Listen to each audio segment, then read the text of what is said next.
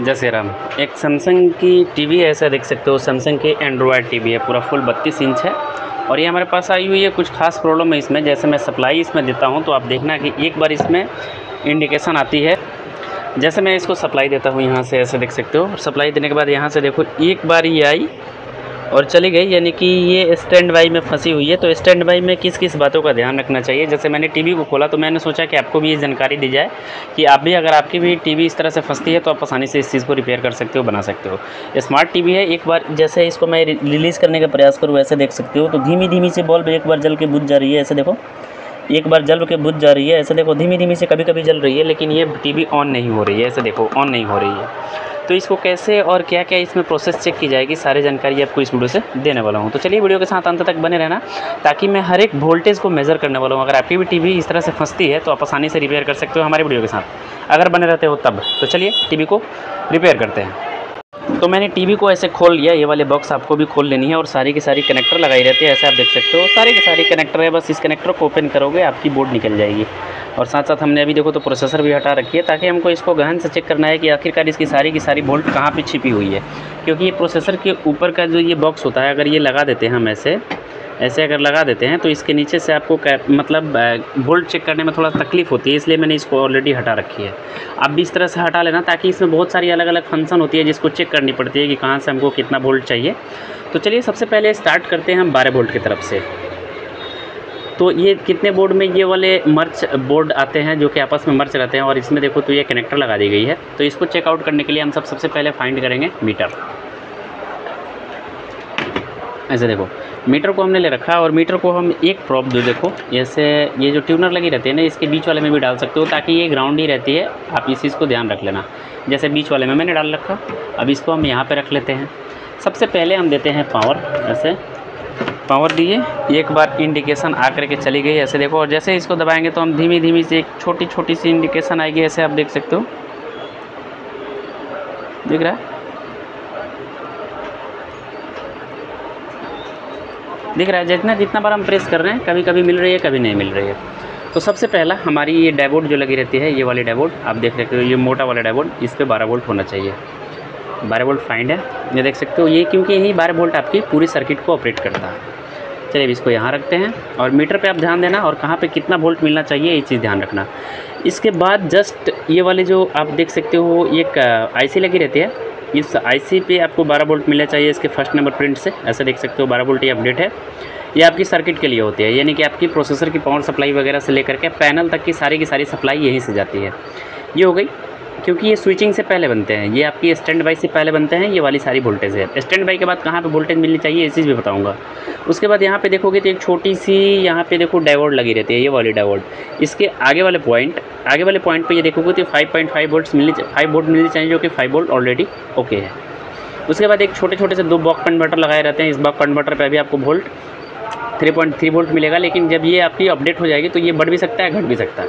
उसके बाद एक छोटी सी आईसी यहाँ पे लगाई गई है, ये चीज़ ध्यान रखना। इस पे आपको कभी भी यहाँ पे देखोगे तो यहाँ पे वोल्ट अभी जब तक ये स्टैंड बाई से रिलीज़ नहीं होगा तब तक यहाँ पे नहीं मिलेगा। और यहाँ पे आपका 1.1 कुछ वोल्ट मिलना चाहिए, जो कि आप देख सकते हो ऑलरेडी मिल रही है। 1.5 वोल्ट के आसपास ही मिल रहा है। उसके बाद एक यहाँ पे पॉइंट देखोगे तो ये VCC यहाँ पे कुछ लिखी हुई आपको दिख जाएगी। यहाँ पे देखो तो VCC लिखी हुई दिख जाएगी। VCC यहाँ पे 3.3 वोल्ट होना चाहिए, जो कि पैनल के लिए जाती है आपकी। ये जो पैनल लगाए रहते हैं ना, ये वाले पैनल आगे वाले, ये 3.3 वोल्ट से यहीं से सप्लाई होकर के जाते हैं, यहीं से। तो ये 3.3 वोल्ट तो ऑलरेडी अपडेट है, कहीं कोई प्रॉब्लम नहीं है। तो ये भी वोल्ट सही है। उसके बाद में यहाँ पे एक जो ये लगाई गई है ना, ये आईसी, इस पर आपकी जब पैनल स्टैंड बाई से रिलीज़ होगा तो ये आपकी पैनल के लिए जो वोल्ट जाती है, यानी कि डिस्प्ले के लिए, ये वाली डिस्प्ले के लिए जो वोल्ट जाती है वो आपकी यहाँ से जाती है। इस चीज़ को ध्यान रखना, यहाँ से जाती है। तो जब तक ये स्टैंड बाई रिलीज़ नहीं होगा तब तक इस पे वोल्ट आपको नहीं मिलेगा। दूसरा चीज़ कि यहाँ पे देखोगे तो एक बक कन्वर्टर लगाई गई है, यहाँ पे भी एक डायोड लगाए गए हैं। डायोड के ऊपर वाले पॉइंट पे देखोगे तो 1.5 वोल्ट मिलना चाहिए था, जो कि 1.5 वोल्ट आपकी ऑलरेडी अपडेट है। यहाँ भी कोई प्रॉब्लम नहीं है। प्रॉब्लम आपकी कहीं भी कोई भी नहीं दिखाई दे रहा है। आपके पैनल पर मैं देखो 3.3 वोल्ट्स के लिए, तो यहाँ पर देखो 3.3 वोल्ट्स हमारे पैनल पर ऑलरेडी मिल रहे हैं। भाई साहब सारी की सारी वोल्टेज सही मिल रही है, तो फिर हमें ये टीवी स्टैंड बाई से रिलीज़ क्यों नहीं हो रही है। भाई साहब एक भी अगर मतलब कोई भी जोन अगर आपकी दबी रहती तो फिर हम इसको स्टैंड बाई पे काम करते हैं, या आपका कहीं भी काम करते हैं। यहाँ पे देखो तो ये भी मिल रहा, ये भी मिल रहा, सब कुछ तो अपडेट वोल्ट है। यहाँ पे 1.5 वोल्ट जहाँ मिलना चाहिए तो अपडेट है। यहाँ पे प्रोसेसर पे देख रहे हैं तो प्रोसेसर हीट कर रही है। सबसे इम्पोर्टेंट यहाँ पे ये वाली जो है ना, अभी मैंने आपको बताना भूल गया, ये वाली जो वोल्ट है ना, यहाँ पे आपको कभी भी 1.1 वोल्ट भी देखने को मिल सकती है और कभी कभी आपको यहाँ पे 5 वोल्ट भी देखने को मिल सकती है, कभी कभी 12 वोल्ट भी देखने को मिल सकती है, क्योंकि ये फ्लक्चुएट करती रहती है। और ये जो बक कन्वर्टर लगाई गई है ना, यहाँ पे देखोगे तो ये ट्रैक बनी रहती है। यहाँ पे आपको कभी 12 वोल्ट, कभी 8 वोल्ट, कभी 4 वोल्ट, यानी कि आपकी प्रोसेसर के रिकॉर्डिंग के अनुसार यहाँ से वोल्टेज ट्रांसफ़र की जाती है कि प्रोसेसर पे कितनी लोड है, क्योंकि ये जो ऐसी लगाई रहती है ना, सारी की सारी प्रोसेसर को करंट देता है। तो यहाँ तक तो हमारी अभी करंट नहीं बन रही है, ना ही इसके आउटपुट से है।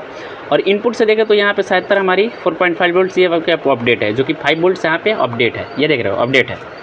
लेकिन यहाँ पे बक कन्वर्टर पे देख रहे हैं अब ना ही 1 वोल्ट भी नहीं है, ना ही 1.5 वोल्ट भी है, ना ही 3 वोल्ट भी है, कुछ भी नहीं है। बक कन्वर्टर ये जो आपकी ये लगाई गई है आपकी रेगुलेटर एक है आपकी, ये आपकी काम नहीं कर रहा है। कॉइल, ये कॉइल काम नहीं कर रहा, हो सकता है कॉइल शॉर्ट भी होगी। तो सबसे पहला हम इसको प्रॉब को निकाल देते हैं, क्योंकि अब कॉइल टेस्ट करना है। तो इसको चलते हैं हम कंटिन्यूटी मोड पे। कंटिन्यूटी मोड पे हम आ गए, देख लो, देख सकते हो हम इसको ग्राउंड से टच कर रहे हैं, तो ऐसे देख सकते हो कंटिन्यूटी हमारी काम कर रही है। तो हमारी ये प्रोसेसर का काम नहीं कर रहा है। तो सबसे पहला एक चीज़ अंदर ध्यान रखना है कि हमको कॉइल टेस्ट करना है। तो ये देख सकते हो कॉइल पे हमारी पूर्णतः शॉर्ट आ रही है, देख सकते हो 16 ओम्स के आसपास इसकी रीडिंग आ रही है और साथ साथ बर्जर भी आ रहा है। तो ये हमारी कॉइल शॉर्ट बता रहा है। कॉइल का पॉइंट यहाँ पे आ रहा है, ऐसे देख सकते हो। ये कॉइल का ये वाला पॉइंट है ना, ये आपकी ये दो जो कॉइल लगी रहती है यहाँ पे आ रही है, ऐसे देख सकते हो। ये हमारी डायोड भी बोल सकते हैं इसको। तो यहाँ पे देख सकते हो एक साइड से ये कॉइल हमारी शॉर्ट बता रही है, ऐसे देख सकते हो। मैं इसलिए बोल रहा हूँ ताकि और अदर भी कॉइल मैं टेस्ट कर रहा हूँ। तो ये देखो यहाँ पे कुछ रीड बन रहा है, ऐसा देखो रीड बन रहा है, यहाँ भी रीड बन रहा है, लेकिन इस पे देखो तो आपकी डायरेक्टली शॉर्ट बता रही है। और ये जो कॉइल होती है डायरेक्ट आपकी प्रोसेसर को करंट देती है, क्योंकि यहाँ पे बहुत सारी अलग अलग फंक्शन की आपकी ऑडियो के लिए लगाई रहती है, या आपकी डिस्प्ले के लिए कॉइल लगा रहती है। बाकी सबकी सभी की फंक्शन अलग अलग होती है, लेकिन ये जो कॉइल है ना, ये आपकी डायरेक्ट प्रोसेसर को करंट देती है, जो कि प्रोसेसर ऑलरेडी सैमसंग के लगाए गए हैं, यहाँ पे देख सकते हो। और उसमें भी ये स्मार्ट टीवी है ना, इसलिए प्रोसेसर आपका कंपनी अपना खुद का यूज़ कर रहा है। यहाँ पे देख सकते हो प्रोसेसर आपकी लगाई, प्रोसेसर के लिए ये वाली कॉइल काम कर रही है।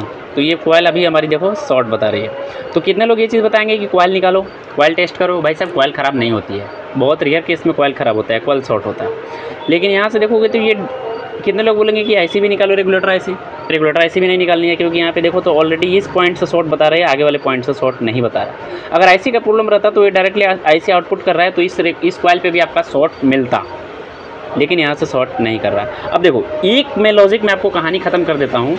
इस कॉइल के आगे एक देखो ये छोटी छोटी सी 2 कॉइल लगाई रहती है।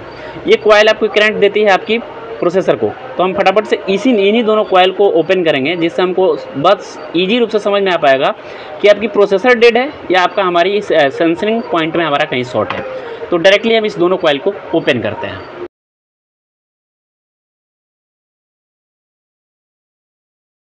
तो जैसा कि आपने देखा, हमने दोनों कॉइल को ओपन किया यहाँ से, और कॉइल को ओपन करते ही हम अंदर वाले पॉइंट से चेक करते हैं। तो ये अंदर वाली पॉइंट से हमारी शॉर्ट आ रही है, ऐसे देखो दोनों पॉइंट से शॉर्ट आ रही है, और ये बाहर वाली पॉइंट से हमारी शॉर्ट अब चली गई, जो कि कॉइल पे ऑलरेडी पहले शॉर्ट था वो आपकी चली गई। अब हमारे बहुत ही दुख के साथ ये कहना पड़ रहा है कि इसकी प्रोसेसर डेड है।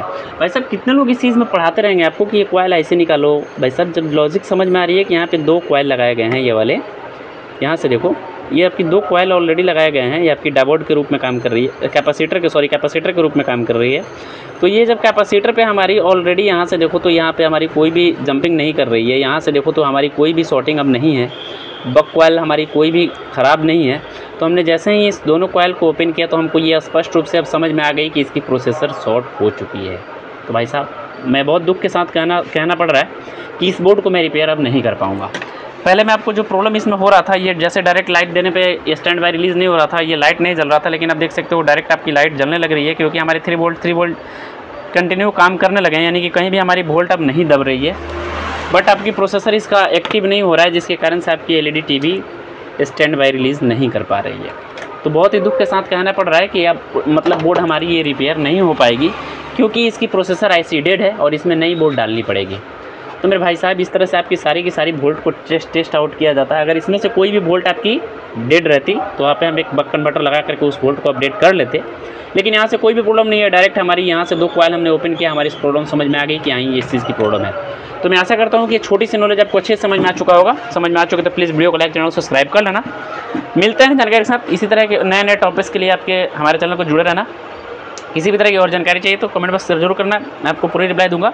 फिलहाल आपको ये जानकारी कैसे लगी जरूर बताना। मिलता है नए जानकारी के साथ, आपका प्रिंस। जय श्री राम।